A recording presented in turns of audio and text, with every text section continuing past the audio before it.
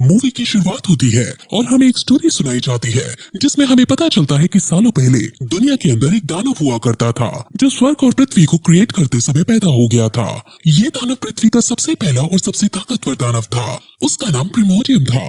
वो दानव हर जगह तबाही मचा रहा था और कोई भी देवता उसे रोकने में कामयाब नहीं हो पा रहा था। इसीलिए अब खुद बुद्धा को धरती पर आना पड़ा और उन्होंने फिर अपने अंदर से एक एनर्जी निकाली। उस एनर्जी को की एनर्जी कहा गया। बुद्धा ने की एनर्जी का यूज करके दानव को पकड़ लिया और दानव को जमीन में गड्ढा खोद कर डाल दिया। बुद्धा ने उस गड्ढे के ऊपर की एनर्जी का पेड़ बनाकर वहां प्लांट कर दिया और वो पेड़ अब दानव को नीचे से ऊपर आने से रोकने लगा। फिर हमें प्रेजेंट में लाया जाता है जहां हम एक मॉन्क को देखते हैं और उसके साथ उसके 3 डिसाइपल्स चल रहे थे। उनके डिसाइपल्स का नाम मंकी किंग, पिक्सी और सैंडी है। वो सभी सफर कर रहे थे और चलते चलते वो सभी एक टेंपल के अंदर घुसते हैं। इस टेंपल के अंदर 2 आदमी थे जिनका नाम ब्राइट मून और प्योर विंड है। ये दोनों आदमी इनका वेलकम करते हैं और अब मास्टर पूजा करने चला जाता है। वहीं हम पिक्सी को देखते हैं जो मास्टर को बिजी देखकर उन दोनों सेवकों के पास चला जाता है और उनकी बातें सुनने लगता है। वो सेवक आपस में बात कर रहे थे और कह रहे थे कि हमें उसे छुपा कर रखना होगा। पिक्सी को लगता है कि ये किसी खजाने की बात कर रहे हैं और वो ये बात जाकर मंकी किंग को बताता है। जिसके बाद अब वो दोनों उनका पीछा करने लगते हैं और उनका पीछा करते करते वो दोनों एक जगह पर पहुंचते हैं। वो जगह काफी खूबसूरत थी और उस जगह पर उन्हें एक बहुत अलग सा पेड़ दिखाई देता है। उस पेड़ पर एक फल है और मंकी किंग अब उस फल को तोड़कर खाने की कोशिश करने लगता है और जब वो ऐसा करता है और फल को नीचे गिराता है तो फल नीचे गिरते ही गायब हो जाता है। मंकी किंग समझ जाता है कि ये किसका काम है और वो तुरंत नीचे आकर जमीन के मॉन्स्टर को बाहर निकाल देता है क्योंकि जमीन का मॉन्स्टर ही उसके तोड़े हुए फल को गायब कर रहा था।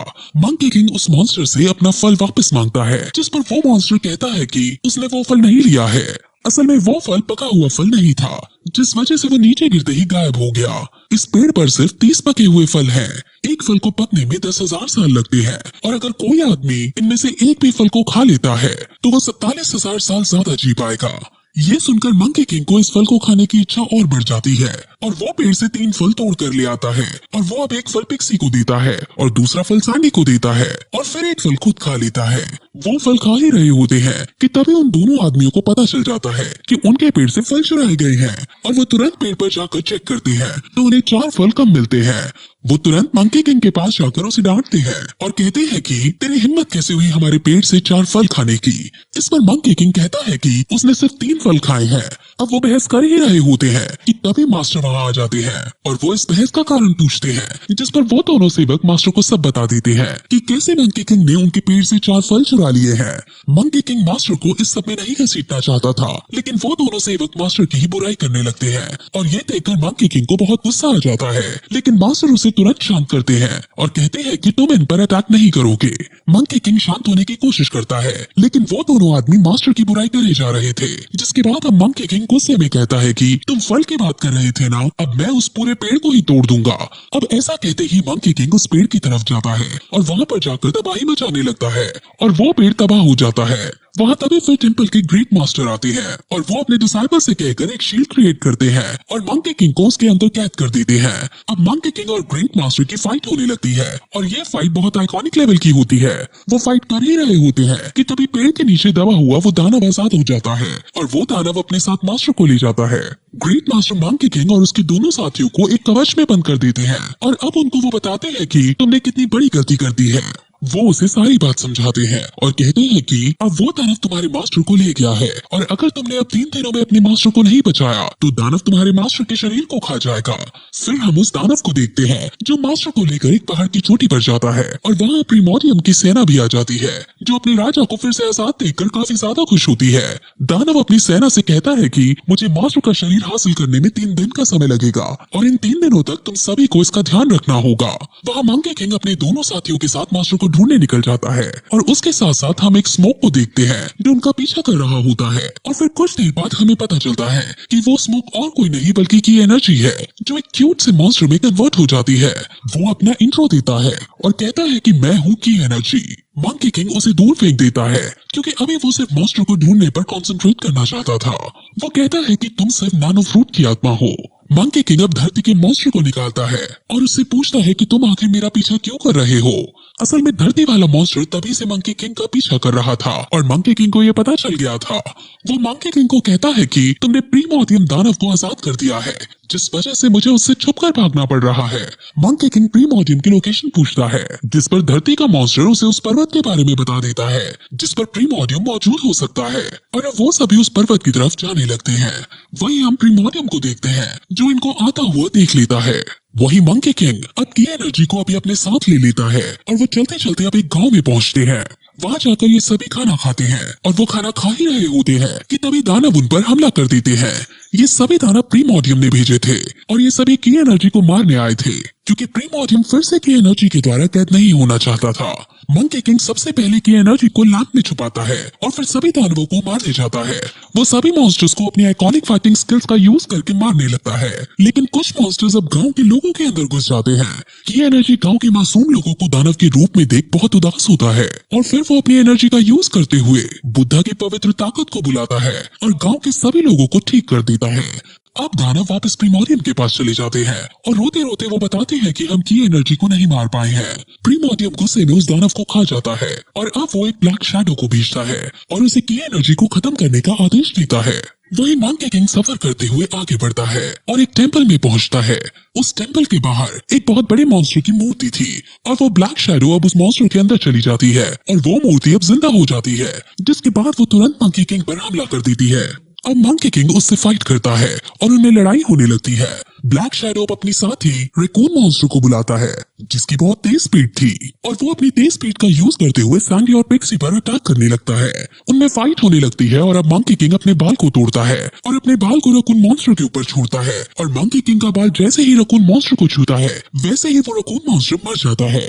अब मंकी किंग ब्लैक शैडो से लड़ने लगता है, लेकिन तभी ब्लैक शैडो के अंदर से उसकी शैडो निकलने लगती है और वो मंकी किंग की तरफ मंकी को मारने के लिए बढ़ती है, लेकिन तभी की एनर्जी वहां आता है और उसे एक फूंक मारकर मिटा देता है। अब वो मॉन्स्टर मंकी किंग से अपनी जान की भीख मांगता है, जिस पर मंकी किंग उससे प्रीमोर्डियम के बारे में पूछता है कि वो कहाँ रहता है, जिस पर वो मॉन्स्टर मंकी किंग को सब बताता है और फिर मंकी किंग को वो जंगल की तरफ ले जाने लगता है। वो उसे एक पहाड़ी की चोटी दिखाता है और कहता है कि उस पहाड़ पर आपको प्रीमोर्डियम मिल जाएगा। मंकी किंग अब उसका उसे रकून वापस सही करके लौटा देता है और खुद फिर पहाड़ की चोटी पर जाने लगता है। वहीं हम प्रीमोर्डियम को देखते हैं जो अब अपने आर्मी को क्रिएट करता है और वो खुद भी अब अपने असली रूप में वापस आ जाता है। मंकी किंग अब चलते चलते फाइनली पहाड़ पर पहुंच जाता है और अब प्रीमोर्डियम की सेना भी मंकी किंग पर अटैक करने के लिए आगे बढ़ जाती है। मंकी किंग, पिक्सी और सैंडी तीनों मिलकर उनकी सेना से फाइट करते हैं और उनके बीच की फाइट देखने लायक होती है। पिक्सी अपना साइज बढ़ा देता है और सभी को मारने लगता है। मंकी किंग अपने डंडे का यूज करके सभी को संभालता है और उनको मारता है। इस लड़ाई के बीच एक डेमन पिक्सी पर हमला करके उसे अपने कंट्रोल में कर लेता है और जब ये बात मंकी किंग को पता चलती है तो वो तुरंत उस डेमन के पास जाते हैं और उस लेडी डेमन को मारता है, जिस पर पिक्सी फिर से नॉर्मल हो जाता है और फिर से अब सभी डेमन्स को मारने लगता है। अब बहुत सारे डेमन्स यहाँ आते ही जा रहे थे, इसलिए मंकी किंग अब अपने बहुत सारे बाल तोड़ता है और एक एक बाल एक एक मंकी किंग के क्लोन में कन्वर्ट हो जाता है और अब मंकी किंग के वो क्लोन डेमन्स पर हमला कर देते हैं और अब मंकी किंग जीतने लगता है और ये देखकर प्रीमोर्डियम को काफी ज्यादा गुस्सा आता है और अब वो खुद आगे आता है और वो मंकी किंग से लड़ाई करता है। पिक्सी, सैंडी और मंकी किंग एक साथ प्रीमोर्डियम पर हमला करते हैं और उनमें बहुत आइकॉनिक लेवल की फाइट होने लगती है। लड़ाई के बीच प्रीमोर्डियम सैंडी और पिक्सी को बहुत ज्यादा घायल कर देता है और वो मंकी किंग पर भी थोड़ा थोड़ा भारी पड़ रहा होता है। मंकी किंग अब सबसे पहले एक शील्ड क्रिएट करता है और की एनर्जी को उसके अंदर डाल देता है ताकि प्रीमोर्डियम की एनर्जी तक ना पहुंच पाए, लेकिन की एनर्जी खुद उस शील्ड को तोड़ने लगता है और वहां से बाहर निकलने की कोशिश करता है क्योंकि मंकी किंग प्रीमोर्डियम को नहीं मार पा रहा था और मंकी किंग बहुत ज्यादा घायल होने लगा था।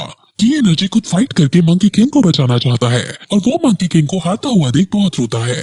अब प्रीमोर्डियम मास्टर को यहाँ लेकर आता है और वो मास्टर की कुर्बानी देने लगता है और कहता है कि तुम्हें अब कोई नहीं बचा सकता है, जिस पर मास्टर कहता है कि मुझे मेरे बुद्धा जरूर बचाएंगे और अगर मैं मर भी जाऊं तो मेरी आत्मा बुद्धा के पास हमेशा अमर रहेगी। और फिर वो ऐसा कहकर हाथ जोड़कर बैठ जाता है। प्रीमोर्डियम इसके बाद अपना हाथ मॉन्स्टर के ऊपर रखता है और वो उनका शरीर अपने अंदर खींच लेता है। ये देखकर मंकी किंग और की एनर्जी को बहुत बुरा लगता है, लेकिन फिर भी वो कुछ नहीं कर पा रहे होते हैं और की एनर्जी तो जोर जोर से रोने भी लगता है। अब की एनर्जी अपने अंदर की एनर्जी निकालकर मंकी किंग को देने लगता है, लेकिन मंकी किंग उसे ऐसा करने से रोक देता है। अब प्रीमोर्डियम मंकी किंग के पास जाता है और कहता है कि तुम हार गए हो। इस पर मंकी किंग कहता है कि वो हारने से बेहतर मरना पसंद करेगा, इसलिए तुम अब मुझे मार डालो। प्रीमोर्डियम मंकी किंग की ये बात सुनकर उसको जोर से एक मुक्का मारता है और इस अटैक के बाद मंकी किंग बहुत ज्यादा घायल हो जाता है और उसके मुंह से बहुत सारा खून निकलने लगता है। अब की एनर्जी ये देखकर गुस्से में आ जाती है और वो अपने फुल पावर का यूज करके प्रीमोडियम की तरफ जाती है और उस पर अटैक करती है। और हमें ऐसा लगता है कि प्रीमोडियम अब नहीं बचने वाला है, लेकिन प्रीमोडियम अपने दोनों हाथों को जोड़कर खुद को स्टेबल करता है और की एनर्जी को दूर फेंक देता है। असल में प्रीमोडियम के अंदर पवित्र मास्टर का शरीर है, जिस वजह से प्रीमोडियम के पास अब बहुत ज्यादा ताकत आ गई है। वो अब की एनर्जी को जान से खत्म कर देता है और की एनर्जी का शरीर अब धूल बनकर मंकी किंग के अंदर चला जाता है। अब जैसे ही वो मंकी किंग के अंदर जाता है, वैसे ही मंकी किंग का हार्ट धड़कने लगता है और वो फिर से खड़ा होता है और प्रीमोडियम से लड़ने लगता है। अब मंकी किंग अपने गॉड फॉर्म में आ जाता है और उसका ये रूप देखकर प्रीमोडियम बहुत ज्यादा शॉक हो जाता है और उससे पूछता है कि आखिर तुम हो कौन। उस पर मंकी किंग उस पर अपने डंडे से हमला करता है और उनके बीच बहुत आइकॉनिक लेवल की फाइट होती है, जिसके अंत में फाइनली मंकी किंग उसको हरा देता है और मंकी किंग अब जीत जाता है।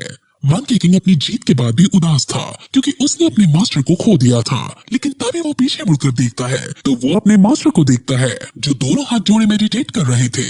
मंकी किंग तुरंत मास्टर के पास जाकर सर झुकाता है और मास्टर अब मंकी किंग के ऊपर अपने हाथ फेरते हैं। और फिर कुछ समय बाद स्वर्ग से आई हुई एक देवी को देखते हैं जो इस पेड़ को सही करने की कोशिश करती है जिसे मंकी किंग ने तबाह कर दिया था, लेकिन वो ऐसा नहीं कर पाती है। मंकी किंग उनसे पूछता है कि आखिर इस पेड़ को हम ठीक कैसे कर सकते हैं, जिस पर वो देवी मंकी किंग के हाथ को देखती है और उसके हाथ की तरफ उंगली करती है। और जब मंकी किंग अपने हाथ को देखता है तो वो वहाँ की एनर्जी का एक पत्ता पाता है। की एनर्जी जब मर रही थी तब उसका पत्ता जिंदा रह गया था। अब देवी उस पत्ते को यूज करके उस पेड़ को फिर से जिंदा कर देती है और फिर फाइनली ये मूवी खत्म हो जाती है।